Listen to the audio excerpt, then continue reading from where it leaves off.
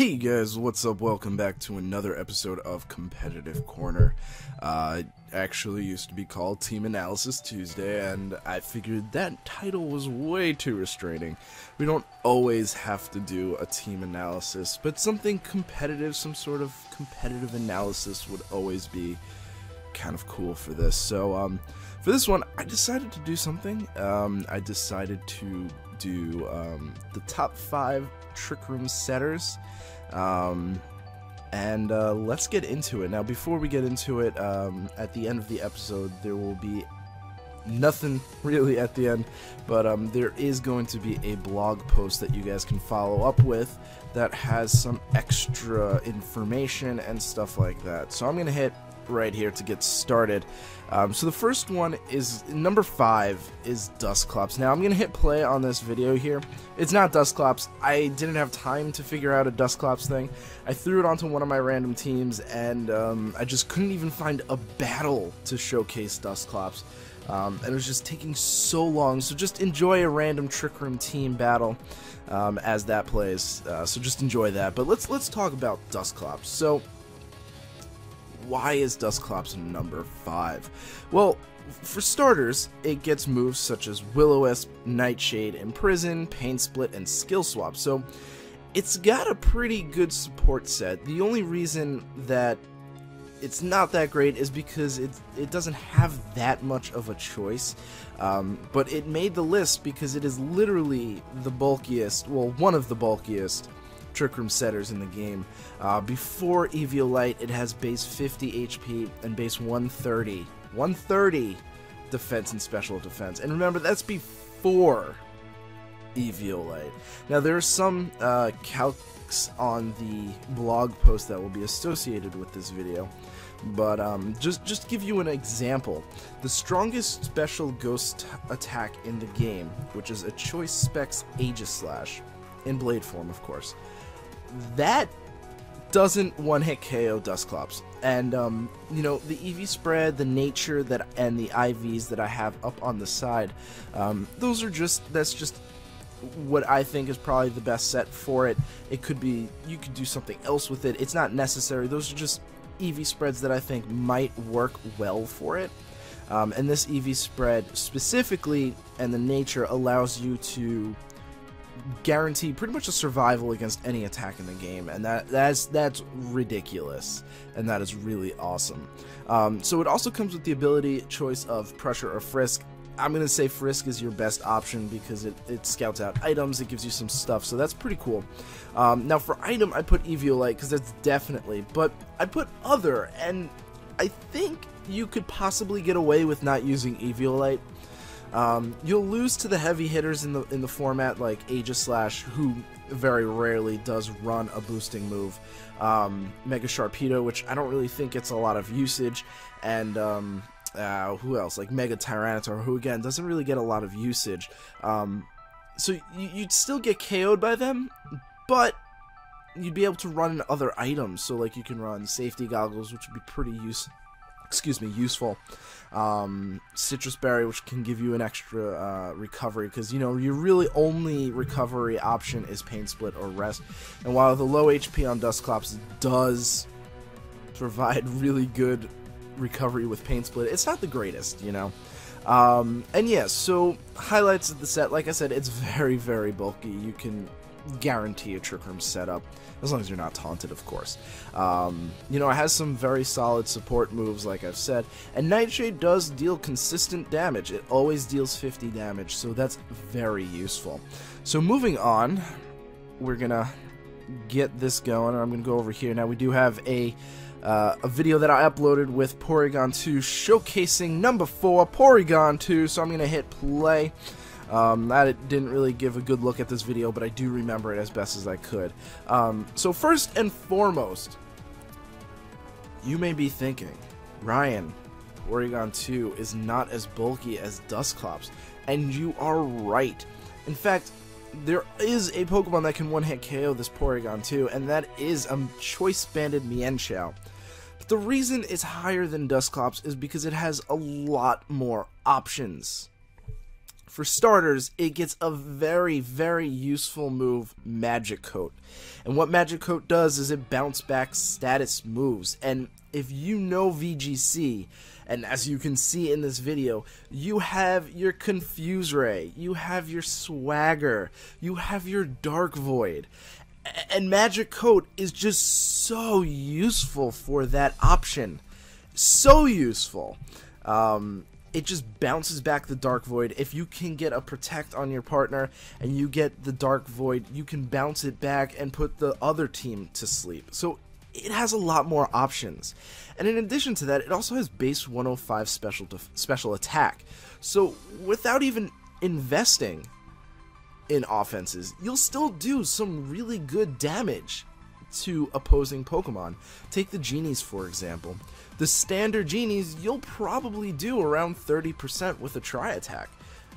And that's with no investment, so it has a lot of options, and it gets a really good special move pool in Tri-Attack, Thunderbolt, Ice Beam, and Shadow Ball. You know, Tri-Attack has that, 30% chance to either burn, freeze, or paralyze. That's kind of awesome. You know, and Ice Beam and Thunderbolt are really good in this format. You know, there's a lot of dragons flying around, a lot of flying types flying around, so yeah. And one of the other things that I really like about Porygon 2 is that its ability Trace. It does get a few other options, you know, Analytic if you want to go for, like, sort of more offensively inclined setter, that's possible. But if you're setting up Trick Room and you're going to be faster in Trick Room, Analytic doesn't really work there. But Trace can give you some really good options. You can Trace Intimidate the first turn, which would be really, really useful. You just intimidate your opponent. They're at -1. That puts you at another good spot. Something that I've been noticing a lot is, you know, there's a lot of Heatran, Charizard Y combos, and you start off and you Trace Flash Fire, and that just puts you in a really good position, because then your opponent can't really touch Porygon 2 at that point, because their stabs are not going to really be hitting you at all, and it's really good. You can Trace, like, immune things, like, say you're up against, I don't know why, but like a Jellicent, you can get Water Absorb, and that's really good. If you can get Protean, which could be pretty useful, if you can predict right. If you're more offensively inclined, you can get Parental Bond. You know, there's just so many options. Like, you can get Levitate, just so many options with Trace that can really, really make or break the first turn. So that's really awesome. And obviously the item's Eviolite. Now, while it does have some relatively good bulk without the Eviolite, I think it's like, what, 85, 90, 95. It's pretty solid. It's just about as good as a Clefable. It's still not great, you know, you will lose a lot more often to fighting types if you're not holding the Eviolite. And with the Eviolite, there's literally only one attack in the game that can one-shot you, and that's the Choice Banded Mienshao. So that's the important part to know. So yeah, and the Eevees I put, like I said, they're not something that you have to run. They're just what I saw was the best. I mean, come on, guys. This thing literally takes an adaptability, max attack, Lucario, Mega Lucario, close combat. That's ridiculous. Alright, so there's not really much else to say about this. It's pretty solid, but it's not like the greatest setter out there. Like I said, Dusclops is bulkier than it, but it's not like... It has more options than Dusclops. So, moving on. Oops, I just did that, didn't I? I just ruined that for you guys. Moving on, it is Gothitelle. So I'm gonna hit play here, and we're gonna get moving on. So Gothitelle. Now, Gothitelle is not as bulky as Porygon 2 or as bulky as Dusclops, but it does provide something that most other Pokemon with access to Trick Room do not have. And what that is Shadow Tag. And this is why you would use Gothitelle. As you can see in the video, you know, Gothitelle has Tickle. Now, it works perfectly. It has the most options. It has so much synergy with physical sweepers in Trick Room. So take Hariyama or Mega Mawile. Because of the options that it has, it just, with Tickle you lower their attack and their defense, and then they're trapped so they can't switch out. And it's just such an awesome spot. So if you get a really solid lead, you can keep that lead and make it like a 4-2 if you play it well. And that's what makes Gothitelle really good in number 3 for me. I put in the EVs because those were...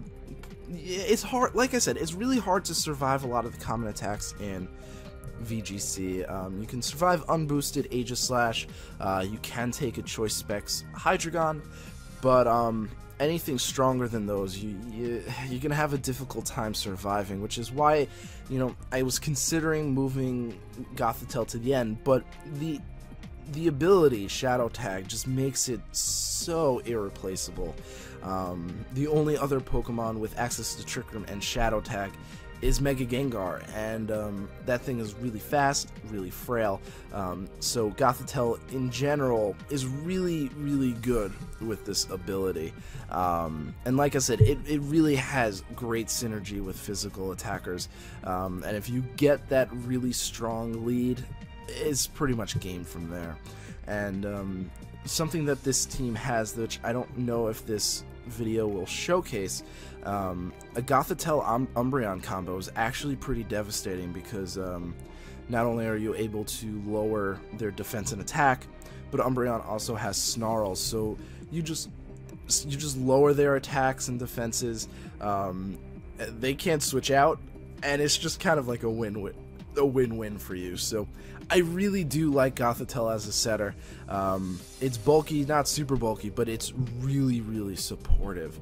So I'm going to pause this real quick. I'm going to get rid of this, and the next, number 2, is going to be Aromatisse. Now I have to do a little switching up over here. Let's see if I can get this right. That's the wrong one. I'm sorry. I try to get videos, showdown videos of all the Pokemon here, but I couldn't get good matchups. Now I wasn't looking for, you know, wins. I was looking for like Aromatisse versus an Encore kind of thing, you know, because that is what makes Aromatisse number 2. So I'm gonna hit play right here. I don't know if this has Encore. I'm pretty sure it doesn't. But why did I put Aromatisse over all the others? And the reason for that is its ability, Aroma Veil.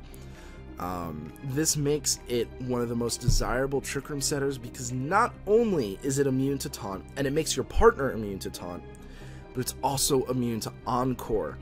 And something you guys may notice is there's a lot of Whimsicott and Liepard running around. Well, maybe not so much Liepard anymore, but there's a lot of Prankster Encore rolling around.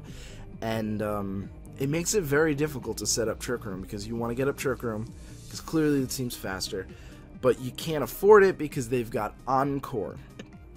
So this makes Aromatisse incredibly desirable. It's immune to Taunt and Encore, making it literally the most perfect setup Pokemon and support Pokemon, because you don't have to worry about missing, you know, the Trick Room or missing a crucial helping hand. It will always happen. You cannot be taunted.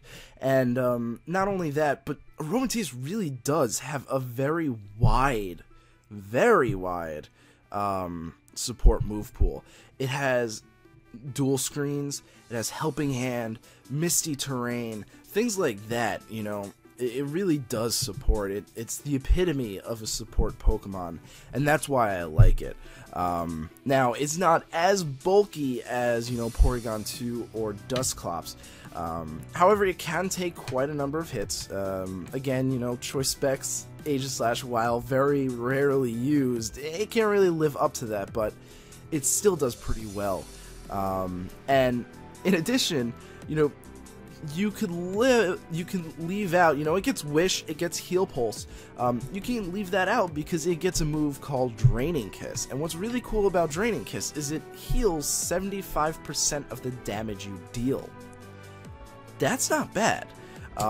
So that, you know, against dragons, you're going to be getting a lot of HP back. Against dark types, you're going to be getting a lot of HP back. So it's one of the most survivable Trick Room setters because of that, and I just really like it for the fact that it can just tank hits, heal itself back up, and support your partner.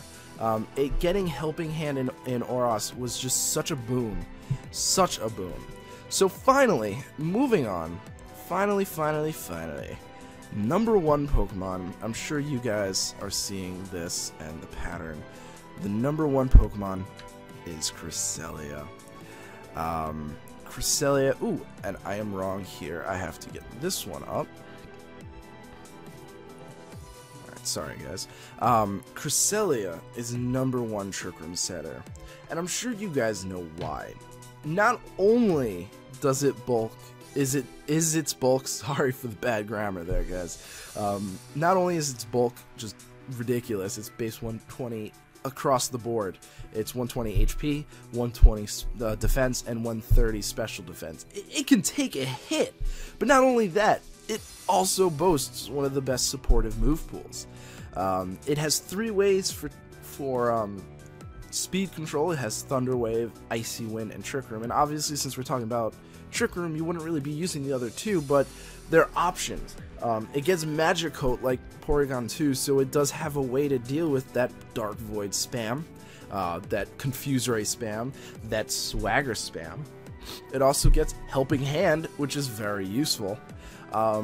And in addition to that, it also has a really good special attack move pool, because, you know, its physical offense is not really that great, but its special attack, you know, it's pretty mediocrely at 75. But ooh, I didn't hit play. I'm sorry, guys. But it still gets KOs. It still gets 2-hit KOs. You know, it gets access to Psychic, Moonblast, Ice Beam. I think it gets Thunderbolt. It has quite a lot of options. And you know, for the item, I personally like running Safety Goggles because of the Psychic type. It does kind of beat Venusaur and Amoonguss. But a lot of people do tend to run Citrus Berry because it is a very good item on Cresselia. And I'd also suggest, you know, maybe a Mental Herb. You know, outside of Magic Coat, you don't really have any way to block Taunt, and as you can see in the video, you know, we just got taunted. You know, that's not fun. That's not fun at all. So, you know, there are options with Cresselia, and you know, while nothing can really one-hit KO Dusclops, and only one thing can really one-hit KO Porygon 2, the thing about Cresselia is that you don't really need to run defenses to not be one-hit KO'd. As you can see by the EV spread that I laid out in the top, very minimal, mostly HP, so and a little bit more defense than special defense. But as you note in the highlights, there's only 7 Pokemon that can one-hit KO Cresselia, and most of them are fairly rare. You've got your Choice Band Durant, you've got Mega Heracross, Life Orb Heracross, Life Orb Escavalier, and I'm doing this off the top of my head, so forgive me, but I'm trying to remember all of them. Choice Banded Scizor, you know, now that it got Bug Bite, it can do some work. And I'm missing 2 that I can't think of right now. But, oh, and Life Orb Adaptability Crawdon. But you have to realize, this is the bulk without the Eviolite.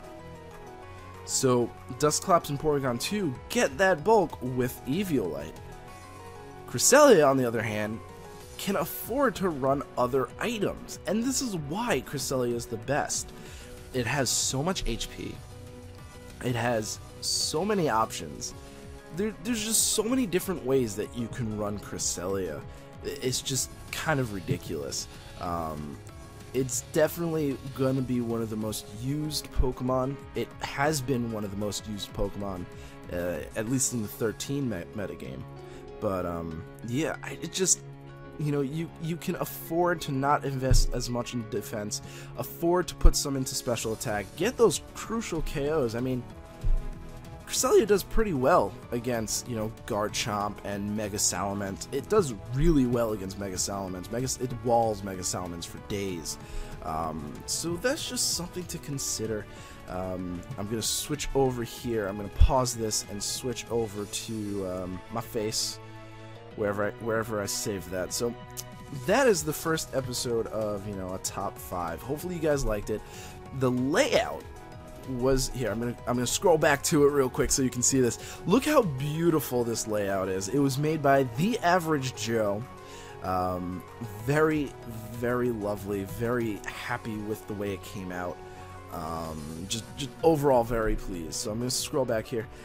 So yeah, that was the return to Competitive Corner. We're gonna be doing this more often.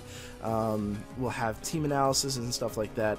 So most of what I said was opinion, obviously, but I try to back it up with some facts and some stats.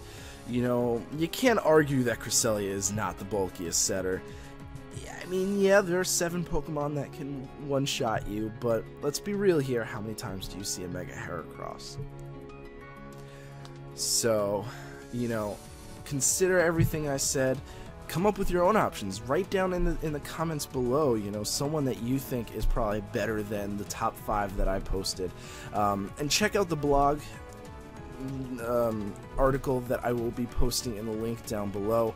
That will have some honorable mentions that I think are good Trick Room setters, but lack the certain qualities that these 5 have. You know, these 5 were definitely, some of them were pretty niche. You know, with the Gothitelle and the Aromatisse. Some of them were just pure bulk. You got the Dusclops, and then the others were just the whole package, you know. So, thank you guys so much for watching. Leave a like if you did enjoy, and I hope to see you